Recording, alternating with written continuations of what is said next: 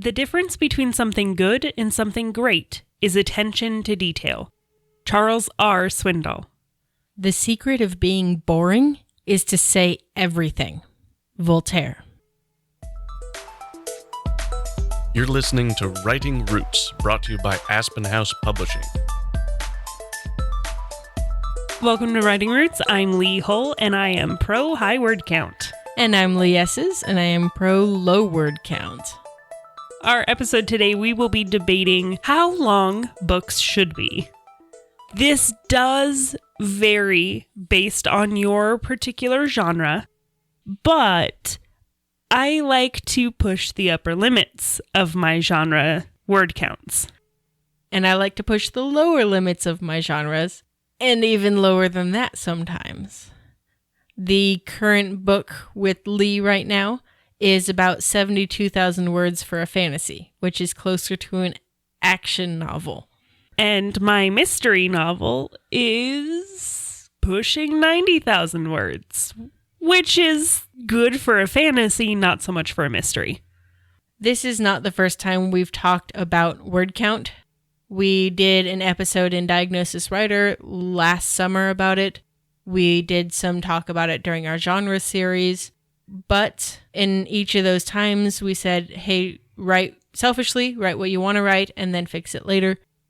Now we're looking at the discussion, almost from an audience point of view. Which is better, the rich details and the high word count taking your time in your story, or the thin details flying through the story, getting through it as fast as possible? I like detail. I don't think it's boring to say a lot. Voltaire would disagree. Yeah, but he's wrong. Yeah, okay, we'll just write that on his gravestone. How about that? One of the reasons I like to push the upper boundaries of word count is because it allows me to build worlds, to build characters, to add that rich depth to the story that would lack if I just breezed through everything. And I'm not talking about pages of backstory or pages of exposition. I'm just talking about detail. I have a hard time with detail because I guess I don't know how to value it. And this was part of my issue in reading Sanderson, sorry. A lot of it felt tangential, and I'm like, is this in here so we can come back to it? Or is it just, does it exist to add thickness to the book so people can carry around a big book and go, look, I'm reading a big book? It's to add thickness to the world.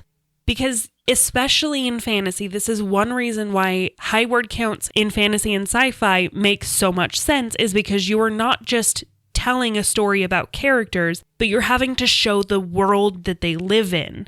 And especially Sanderson's worlds, where they are very unique and have different weather systems, different magic systems. You have to take the time to explain all of that without explaining all of that. But honestly, leaving stuff to your reader's imagination is a vital part of the reading engagement process. Letting them imagine the monster that's hunting the good guys makes it that much more terrifying.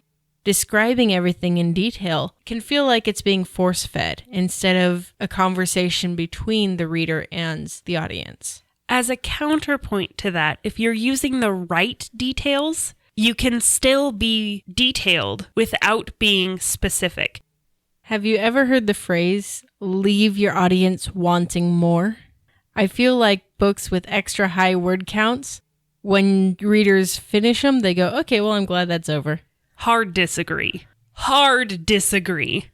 If you're feeding them everything, they aren't wanting more at the end. You don't feed them everything. That's the difference. You can feed them these rich details that show the world by taking your time to show the details. No one reads Way of Kings that likes Way of Kings and goes, that was too much, I'm good, I don't need to read the rest of it. Readers are far more likely to finish a short story than a long story.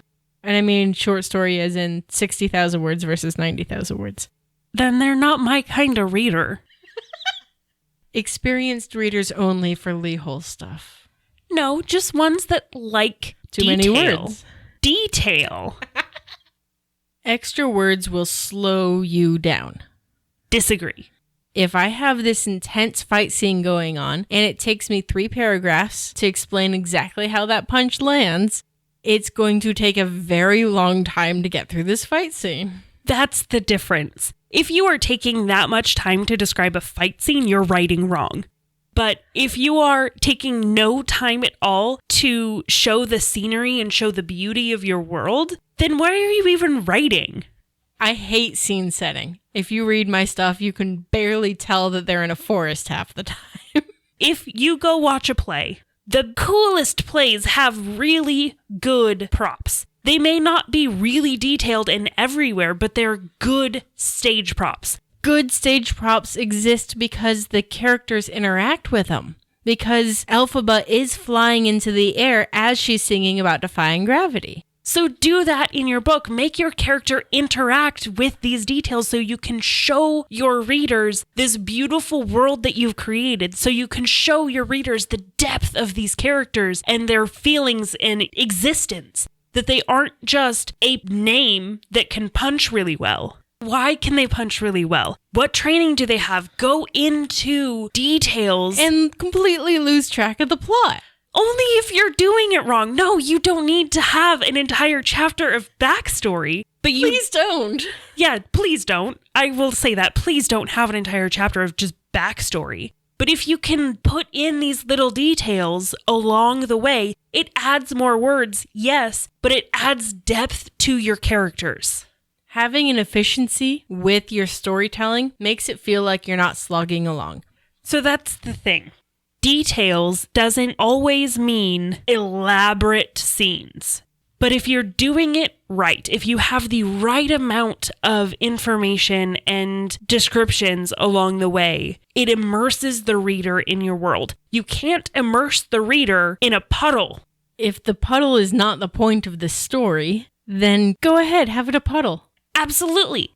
If you just need a little bit that's not part of the story, yeah, sure, whatever. But don't hold back and make a puddle out of your story itself just because you want a short word count. Having those extraneous details, if they don't add to the plot, cut it out. Why did you become an editor? To cut a long story short. If it doesn't add... Just because it's not super relevant to the plot doesn't mean it won't help your book. It doesn't mean it won't add some bit of connection that your readers can have with your characters, with your book, with your story. Hard disagree. If it's not moving the story forward, cut it out. I don't need to know that she's using the restroom. I can kind of get that. We don't have to keep track of her bowel movements. I mean, obviously. I guess the better way to phrase that, if it's not relevant to the main plot, it can still be relevant to a subplot. So long as it's relevant to the plot.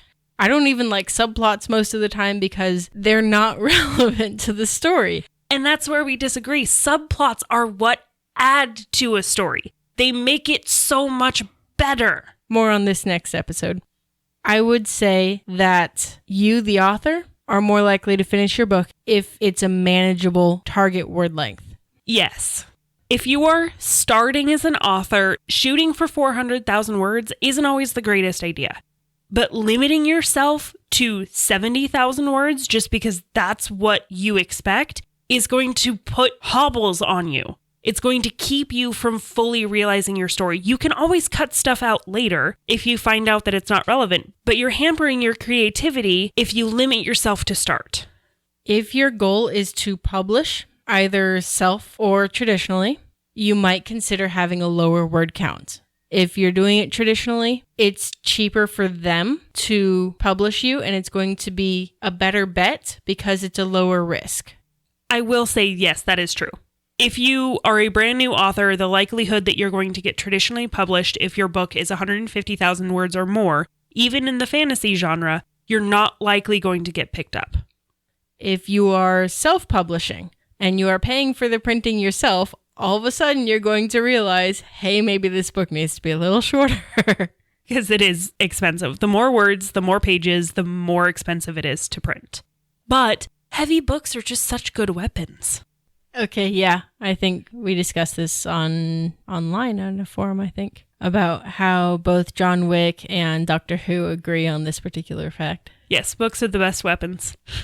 And wasn't there a moment in Sanderson where he's talking about using them as a brick or a doorstop or something? Yes, in his young adult series, Alcatraz vs. the Evil Librarians, he makes fun of his own books, saying that they can be used as effective doorstops.